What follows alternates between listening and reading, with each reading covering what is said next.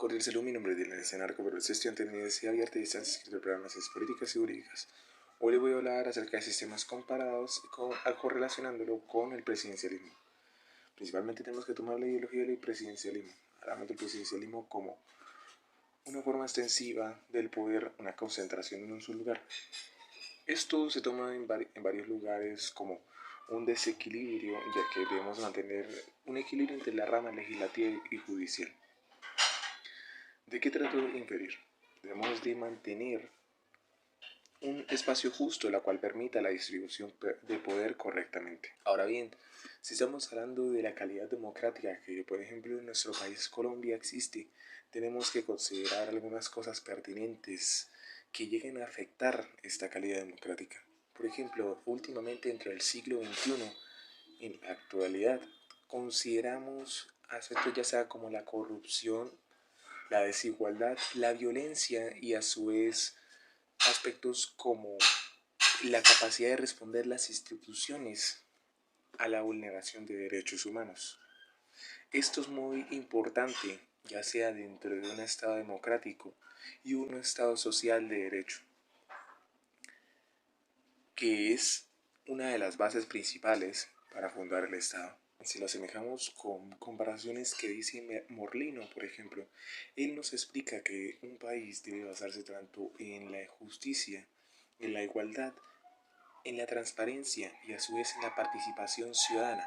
Si no se permite expresar estas cualidades y estos mecanismos correctamente, entonces no podría manejarse un país democrático. Como ustedes y les comento, el Estado social de derecho habla de la inclusión y la garantía de la justicia social. Por parte de Duque nos propone otra cosita.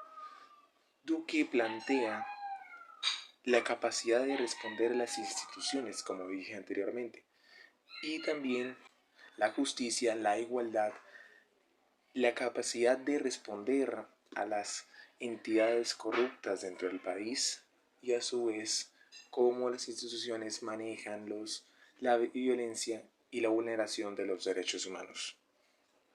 En base a eso proponemos los mecanismos de control, ya sea el plebiscito, el referendo, la consulta popular, entre otros, los cuales ayudan a la correcta participación ciudadana de la actualidad gracias a las reformas y a las nuevas constituciones generadas para la libre y para la libertad democráticas. Por otro lado, si hablamos de presidencialismo, últimamente en el 2004 relata que en ese momento, en ese tiempo, estaban hablando de cómo el presidencialismo duraba más. Ahora bien, con la reforma del 2005 en la Constitución, el presidencialismo pasa a ser consecutivo. ¿Qué quiere decir esto? Cuando hablamos del presidencialismo nos referimos a la concentración de poder que puede albergarse dentro de él. Si nosotros poseemos un poder la cual esté generado, entonces si el sistema es corrupto o si el sistema no es correcto, entonces no se va a poder distribuir de manera correcta. Entonces la reforma del 2015 nos plantea esto y durante este tiempo también se cree que hubo una forma, una capacidad de poder minimizar el planteamiento del presidencialismo. Por otro lado, si hablamos de la actualidad y cómo estos sistemas se manejan, podemos inferir cómo el poder ejecutivo y legislativo nos explica que a través de alianzas, negociaciones, se distribuye el poder ejecutivo y político a través ya sea el parlamentarismo, las interpelaciones, las comisiones de investigación y la aprobación de leyes, las cuales permiten generar un momento aprobable ya sea para cualquier entidad, ya sea o antidemocrática, sea conservadora, sea libertadora. Estamos hablando de cómo estas partes políticas, cómo el poder se distribuye colectivamente e individualmente los unos a los otros, viendo y negociando qué parte se puede quedar cada uno. Eso es un problema y refiere a la corrupción en el país. Hay bastantes planteamientos de cómo solucionar estos problemas, pero no se ha podido generar correctamente, no se ha podido solucionar de manera correcta. ¿Por qué?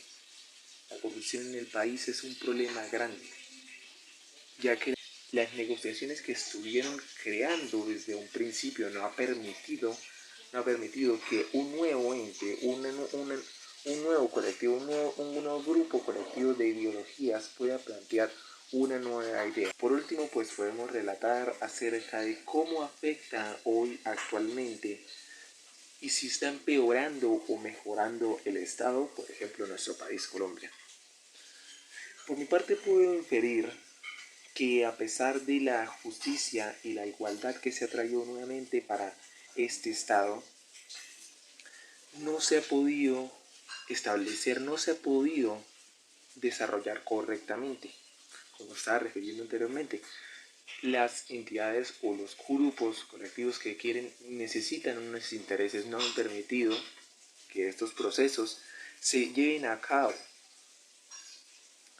por lo que tanto la justicia social, tanto la igualdad, tanto la inclusión o incluso cómo las instituciones reciben y llevan a cabo los procesos de vulneración o los procesos que sean fundamentales como los derechos humanos no puedan elaborarse durante el desarrollo colombiano.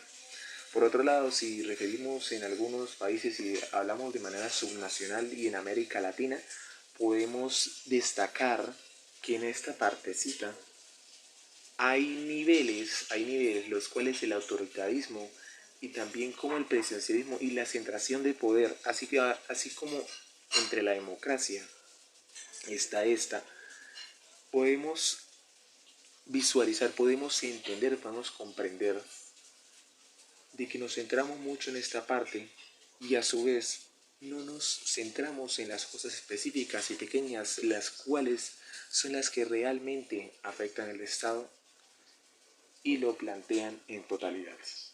La democracia es un sistema, una construcción de pensamientos ideológicos que permitan el respeto mutuo, la inclusión, la diversidad y al mismo tiempo el entendimiento de las demás disidencias, de tal manera que ésta sea beneficiosa para todas y para todos. Muchísimas gracias por ver este video, espero haya sido de su gusto. Muchísimas gracias, hasta luego.